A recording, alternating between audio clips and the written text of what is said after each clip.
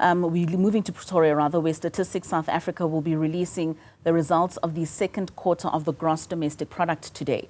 The economic growth reading follows the 0.1% contraction in the first quarter of this year. Business anchor Tumisang Ndlovu speaks to us now ahead of that announcement. Tumisang, a very good morning to you. What are economists anticipating this morning?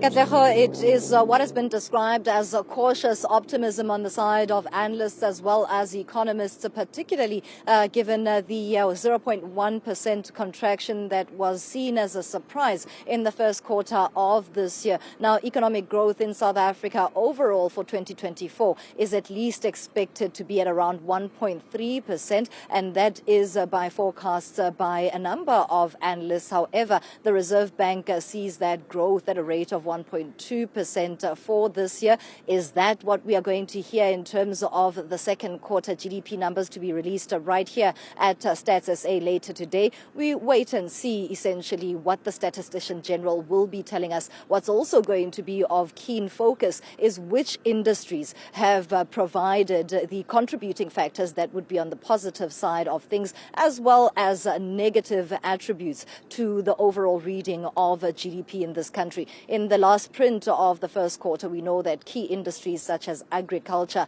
as well as finance were the main contributing factors. What has also been highlighted as a concern by the likes of the International Monetary Fund, which slashed South Africa's GDP forecast by almost half, was that the logistical crisis is having a very weighty bearing on the South African economy. One of the issues that has been highlighted as a positive, though, is an ease in load shedding, where economic activity is at least at an accelerated level without the hindrance and impediment of power outages. So 11:30 is the time where the Statistician General from Stats SA will be telling South Africa where we stand in terms of economic growth in this country. We do know that without accelerated growth, there will be no issues around, or rather there will be no translation into the rest of economic activity for the likes of jobs with a high unemployment rate, as well as business confidence and consumer confidence as a sentiment builder for South Africa and its economy.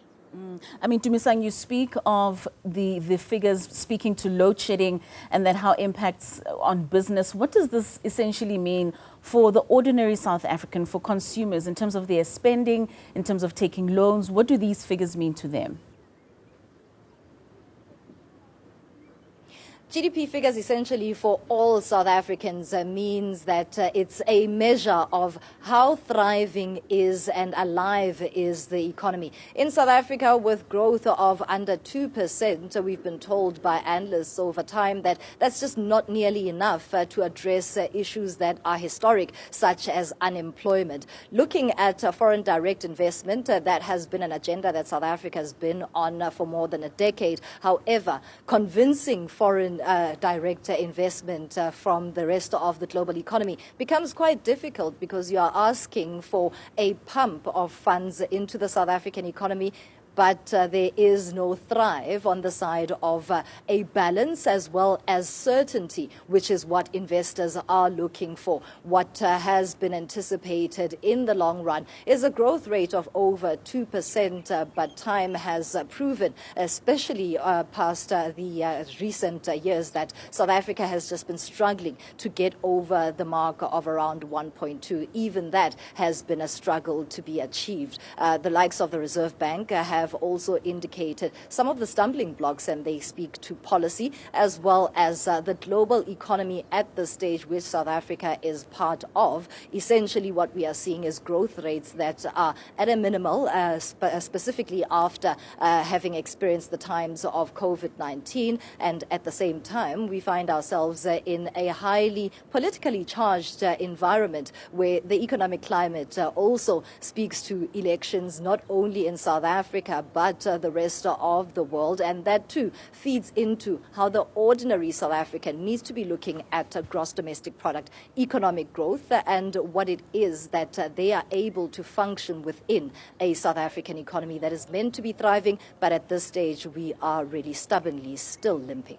Most certainly, and I suppose many South Africans are just really looking for affordable goods and services in order to be able to get by. Tumisang Ndlovu, out in Pretoria, thank you so much for laying the ground before that update takes place at 11:30.